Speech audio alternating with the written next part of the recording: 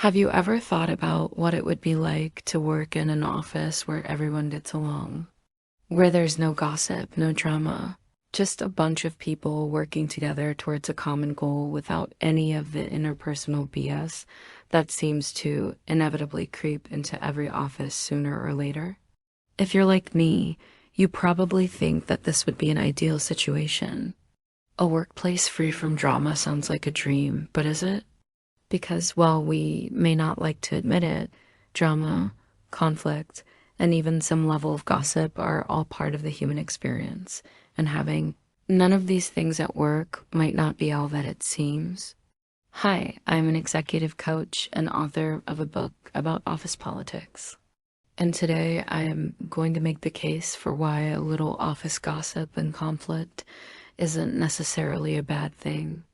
Now, I don't want to come off like I'm condoning backstabbing, bullying, or other toxic behaviors.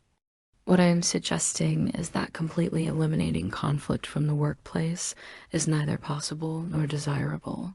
Why? Because conflict, when managed effectively, can actually have a positive impact on your team and organization. So if you retired of trying to keep the peace and just want to focus on doing your work, let me share 3 reasons why you shouldn't try to eliminate all conflict from your workplace and why a little bit of office gossip and drama could actually be a good thing. No. 1. Trying to eliminate conflict will only create more of it. Have you ever worked with someone who is skilled at avoiding conflict?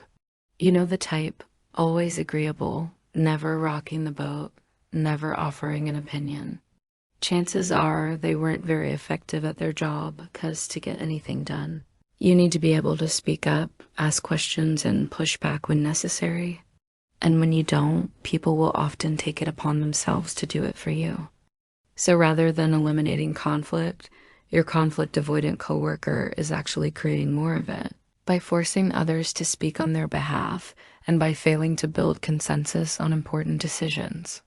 This is because when you refuse to engage in conflict, you send the message that you're not interested in participating, which can cause resentment among your coworkers. They'll end up resenting you for not pulling your weight, and they'll start making assumptions about why you're so conflict avoidant. Are you lazy? Do you lack confidence? Are you afraid of confrontation? This resentment can lead to decreased productivity and eventually open conflict. Your coworkers may start talking about you behind your back or actively working against you. On the flip side, people who embrace conflict are seen as more engaged and more committed to their work. In fact, research suggests that the ability to manage conflict is a critical skill for high performance. Now, I don't mean that you should starting fights with your coworkers.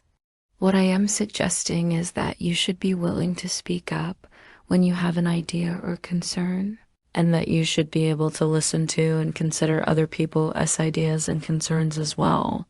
When you are able to do this, you will earn your colleagues' respect and trust. And ultimately, you'll be able to work more effectively as a team.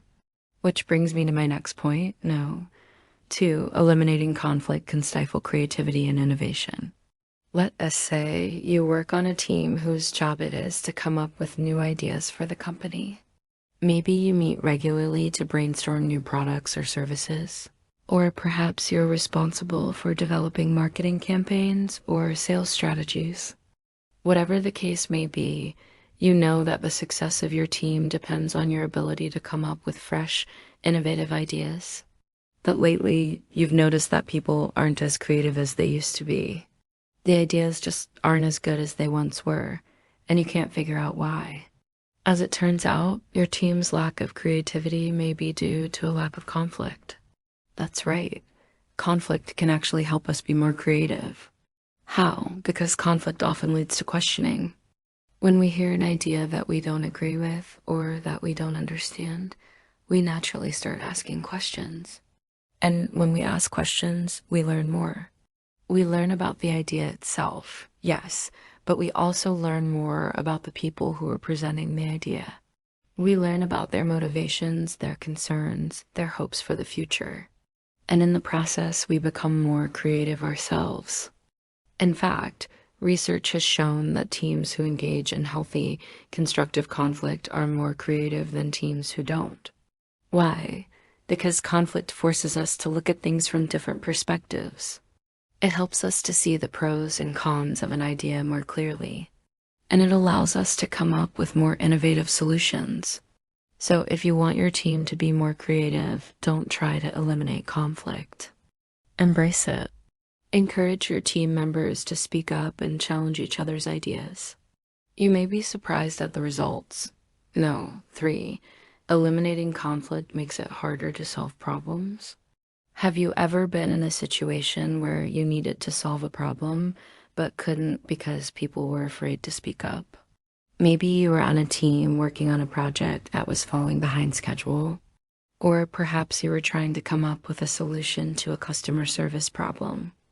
Whatever the case may be, you know how frustrating it can be when people are afraid to share their thoughts because they're worried about rocking the boat.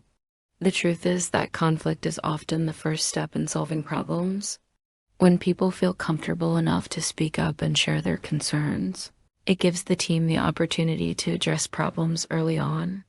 On the other hand, when people are afraid to speak up, problems can go unchecked and eventually snowball into huge issues. Let's go back to the example of the project that's falling behind schedule. If no one speaks up and lets the team know that they're concerned, the project will continue to fall further and further behind. Eventually, it will be impossible to catch up, and the client will be left disappointed. On the other hand, if someone is willing to speak up and voice their concerns, the team can work together to find a solution. Maybe they can find a way to get the project back on track, or maybe they need to adjust the timeline or scope of the project. Whatever they decide, the important thing is that they are able to address the problem before it becomes too big to solve. This is why it's so important to have a culture of psychological safety in the workplace. A culture where people feel safe speaking up and sharing their ideas and concerns. When people feel psychologically safe, they're more likely to speak up early on when problems arise. And this gives the team the best chance of solving the problem quickly and easily. So if you're tired of being the office peacekeeper, it might be time to stop trying to eliminate conflict from your workplace. Not only is it impossible, but it can actually do more harm than good. Instead, focus on creating a psychologically safe environment where people feel comfortable speaking up and sharing their ideas. Embrace conflict as an opportunity to learn, grow, and innovate, and you might be surprised at what your team is capable of. I hope you found this advice helpful, and if you'd like to learn more about how to handle conflict in the workplace, check out my video on 6 tips for managing conflict with coworkers. Thanks for watching.